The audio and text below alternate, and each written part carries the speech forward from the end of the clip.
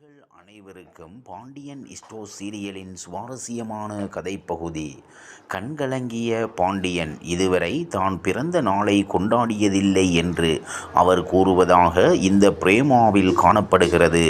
சிறுவயதிலேயே அனாதையான பாண்டியன் தொடர்ந்து பல வேலைகளை செய்து ஒரு கட்டத்தில் கோமதியை காதலித்து திருமணம் செய்து கொண்ட நிலையில் கடந்த 50 ஆண்டுகளும் அவர் ஓய்வில்லாமல் உழைத்து வருவதாக காணப்படுகிறது.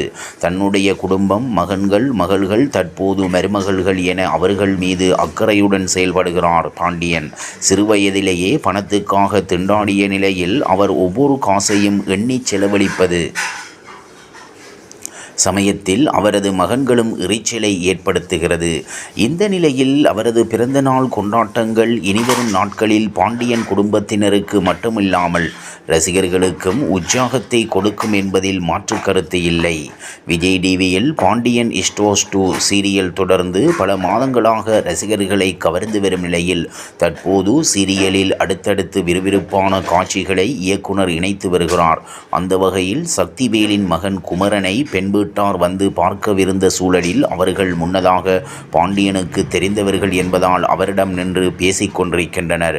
ஆனால் அவர்களிடம் என்ன பேச்சு என்பதாக சக்திவேல் பெண் வீட்டாரை அழைக்க தொடர்ந்து அவர்கள் இது குறித்து கேள்வி எழுப்புகின்றனர். இதைத் தொடர்ந்து சக்திவேல் முன்னதாக தன்னுடைய தங்கையையும் அடுத்ததாக தற்போது தன் அண்ணனின் மகள் ராஜியும் வீட்டை விட்டு ஓடியது குறித்தும் கேவலமாக பேசுகிறார். இதை கேட்டு அனைவரும் ஆத்திரப்பட்டாலும் பெண் பார்க்க வந்த இந்த நேரத்தில் எதுவும் பேச வேண்டாம் என்று அங்கிருந்து வீட்டுக்குள் செல்ல முயல்கின்றனர்.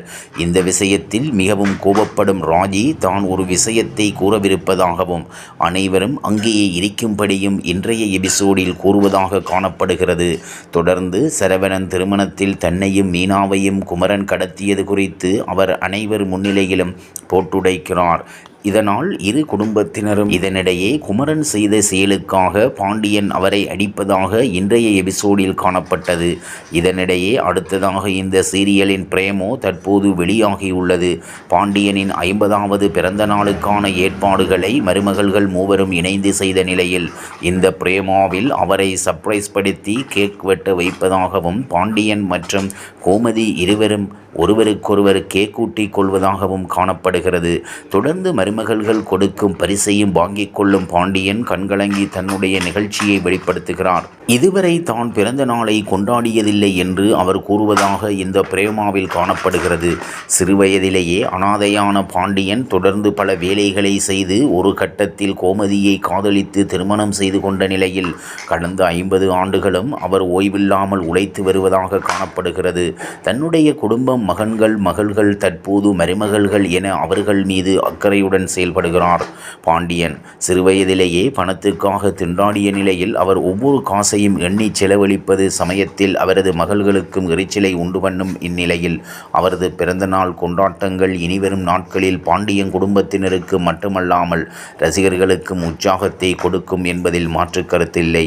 இவ்வாறாக பாண்டியன் ஸ்டோர்ஸ் சீரியலின் சுவாரஸ்யமான கதைப்பகுதி செல்கிறது. இனி சுவாரஸ்யம் உங்களை காத்திருக்கிறது. மீண்டும் சந்திப்போம்.